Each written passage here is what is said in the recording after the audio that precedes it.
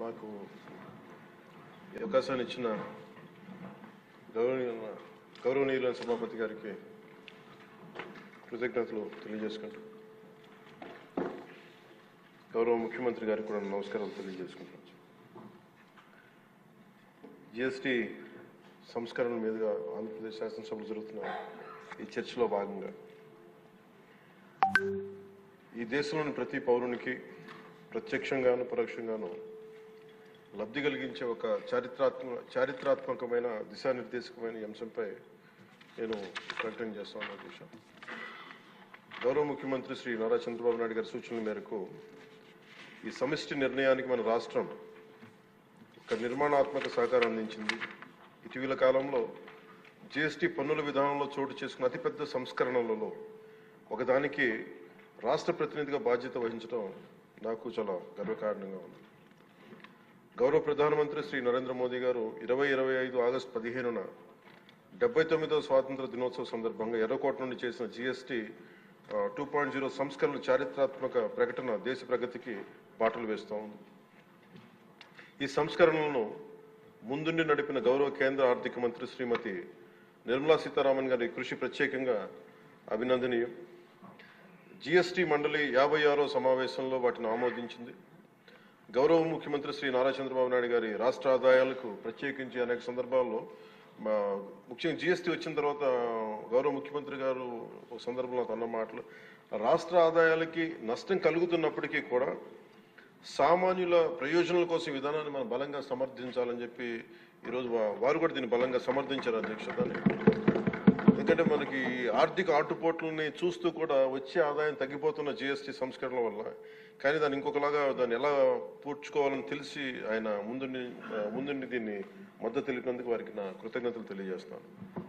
ఈ చారిత్రాత్మక సంస్కరణలకు మద్దతు తెలిపిన తొలి రాష్ట్రంగా నిలిచింది నారా చంద్రబాబు నాయుడు గారి నాయకత్వంలోని ఆంధ్రప్రదేశ్ ప్రభుత్వం. జిఎస్టీ పన్నుల విధానాన్ని సులభతరం చేయడం ద్వారా సాధారణ ప్రజలకు ప్రత్యక్ష లాభాన్ని చేకూర్చి వ్యాపారులపై పన్నుల భారాన్ని తగ్గించి పన్ను వ్యవస్థలో పారదర్శకతను పెంచుతోంది. ఈ చారిత్రాత్మక సంస్కరణల పన్నుల విధానాన్ని సులభతరం చేసి వ్యాపార పరిశ్రమల అభివృద్ధికి సహకరిస్తుంది. ప్రజల పొదుపును పెంచి కొనుగోలు శక్తిని పెంపొందించడానికి, కొత్త పెట్టుబడులను ఆకర్షించి దేశాన్ని స్థిరమైన వృద్ధి మార్గంలో నిలపడానికి దోహదపడుతుంది. జిఎస్టీ రేట్ల సరళీకరణ ద్వారా ప్రజలు అధికంగా ఉపయోగించే వస్తువులు సేవలకు డిమాండ్ పెంచి ఉత్పత్తిని విస్తరించి కొత్త పెట్టుబడులను ప్రోత్సహిస్తుంది. తద్వారా ఆర్థిక వృద్ధికి దారితీస్తుంది. నిజంగా ప్రజలకి ఆర్థిక వ్యవస్థకి చాలా లాభదాయకమైన సంస్కరణ. రంగాల వారీగా చూసుకుంటే ముఖ్యంగా రైతుల కోసం ట్రాక్టర్లు, వ్యవసాయ యంత్రాలు, పరికరాలు మరియు ఇన్పుట్స్ పై పన్నులు తగ్గించడం వల్ల సాగు వ్యవసాయ వ్యయాన్ని తగ్గించి ఉత్పాదకను పెంచుతాయి. తద్వారా గ్రామీణ ప్రాంత ప్రజల ఆదాయాలు పెరుగుతాయి. ఆధునిక సాంకేతిక పరికరాల వినియోగం ప్రోత్సహించడం ద్వారా వ్యవసాయ వృద్ధి మరింత బలపడుతుంది. తక్కువ ఆదాయ కుటుంబాల కోసం పాలు కానీ, పెరుగు కానీ, పన్నీర్ లాంటి నిత్యావసర వస్తువులపై పన్ను 5% నుండి 0% తగ్గించడం ద్వారా రోజువారీ వ్యయాన్ని తగ్గిస్తూ ఉంది. నిత్యావసరాలు నెయ్యి కానీ, వెన్న కానీ, వంట పాత్రలపై పన్ను 12% నుంచి 5% తగ్గించడం కూడా కుటుంబ బడ్జెట్లకి ఇది చాలా ఉపశమనం కలిగిస్తుంది. అలాగే ప్రతి కుటుంబం కోసం ఉండే సబ్బులు కానీ, షాంపూలు కానీ, టూత్ పేస్ట్ వంటి వ్యక్తిగత సంరక్షణ ఉత్పత్తులపై పన్ను 18% నుంచి 18% నుండి 5% పరిమితం చేయడం ద్వారా వాటి ధరలు చాలా గణనీయంగా తగ్గుతాయి. తద్వారా ఆరోగ్యం, వ్యక్తిగత పరిశుభ్రత మెరుగుదల కనపడుతుంది. మధ్యతరగతి కుటుంబాల కోసం కార్లు, ఫ్రిడ్జ్లు, టీవీలు, ఎయిర్ కండిషనర్లపై పన్ను 28% నుంచి 18% తగ్గించడం ద్వారా వాటి ధరలు అందుబాటులోకి వచ్చి ప్రజల జీవన ప్రమాణాలు మెరుగుపడతాయి. అలాగే గృహ నిర్మాణానికి సంబంధించి సిమెంట్ పన్నుపై కూడా 28% నుంచి 18% తగ్గించడం ద్వారా గృహ నిర్మాణ వ్యయం తగ్గి సొంత ఇంటికల సాకారం అవుతోంది. ఆరోగ్య రంగం కోసం ఔషధాలపై పన్ను 12% నుంచి 5%కి, అత్యవసర మందులపై పన్ను 5% నుంచి 0% తగ్గించడం ద్వారా రోగులకి చాలా కీలక ఉపశమనం కలిగి అందరికీ వైద్య సేవలు అందుబాటులోకి వచ్చి ప్రజా ఆరోగ్య సంరక్షణ మెరుగుపడుతుంది. ముఖ్యంగా బీమా రంగంలో జీవిత ఆరోగ్య బీమాపై పన్నుని 0%కి తగ్గించడం ద్వారా మరిన్ని కుటుంబాలు బీమా పొంది వారి జీవన ప్రమాణాలు మెరుగుపడితే వాళ్ళకి ఒక భరోసా ఇస్తుంది.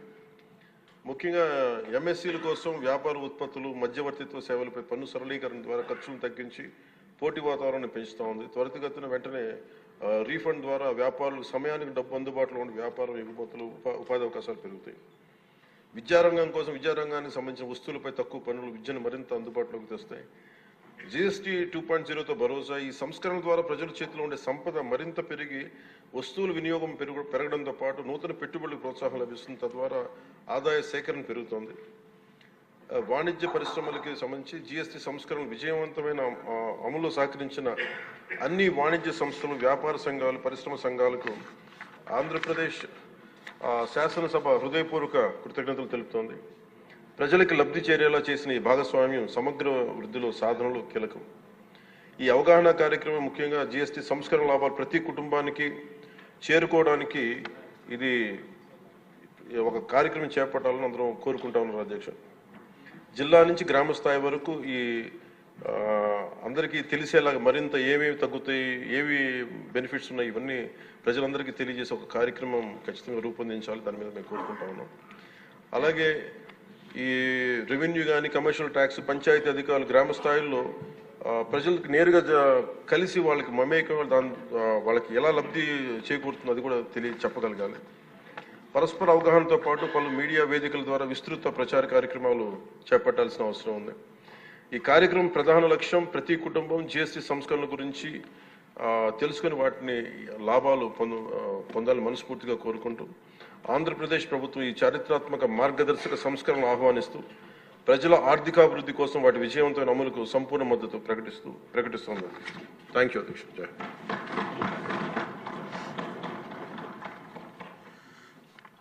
గౌరవనీయ ముఖ్యమంత్రి వారు. అధ్యక్ష, ఈరోజు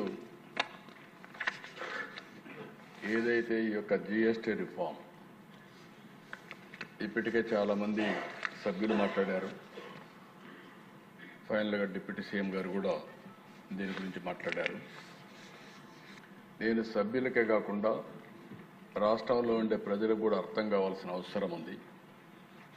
ఇది ఏ విధంగా పేదల జీవితాల్లో ఒక ప్రభావం చూపబోతుంది, అదే కాకుండా ఇండస్ట్రీకి ఏ విధంగా ఉపయోగపడుతుంది, నెక్స్ట్ జనరేషన్ రిఫార్మ్స్ అంటే ఏ విధంగా ఆర్థిక వ్యవస్థ ముందుకు పోతుందో అవన్నీ చెప్పడానికి నేను ప్రయత్నం చేస్తున్నాను. అధ్యక్ష, ఈరోజు నా సుదీర్ఘ రాజకీయ అనుభవంలో నేను మొట్టమొదటిసారిగా సిఎస్టీ చూశాను. అప్పుడు కమర్షియల్ ట్యాక్సెస్ అన్నీ ఉండేటివి. ఆ తర్వాత 94లో నేను ఫైనాన్స్ మినిస్టర్ అయినప్పుడు ఫస్ట్ టైం కొత్తగా యూరోప్ అంతా కూడా కామన్ కరెన్సీ వ్యాట్ ఒకటి వచ్చింది. దాన్ని అధ్యయనం చేయడానికి గవర్నమెంట్ ఆఫ్ ఇండియా ఒక కమిటీ వేసి గ్రూప్ ఆఫ్ చీఫ్ మినిస్టర్స్ని వివిధ దేశాలు యూరోప్ అంతా తిరిగి రమ్మని చెప్పి మమ్మల్ని పంపించారు. అప్పుడు స్టడీ చేశాం.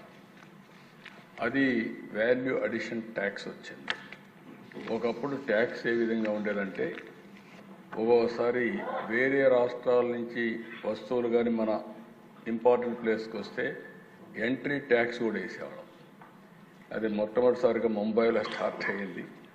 అది స్టార్ట్ అయ్యి దాన్ని మేము స్టడీ చేసి మనం కూడా దాన్ని ఉపయోగించుకొని అడిషనల్గా వేసే పరిస్థితికి వచ్చాం. దగ్గర దగ్గర 17 రకాల ట్యాక్సులు, 13 రకాల సర్ఛార్జీలు, ఎప్పుడు వీలైతే అప్పుడు డబ్బులు లేకపోతే ఇంకో ట్యాక్స్ వేయడం, ఇది ఒక అలవాటుగా పెట్టుకొని ట్యాక్స్ అనేది ఒక కాంప్లికేట్ చేసి వదిలిపెట్టాం.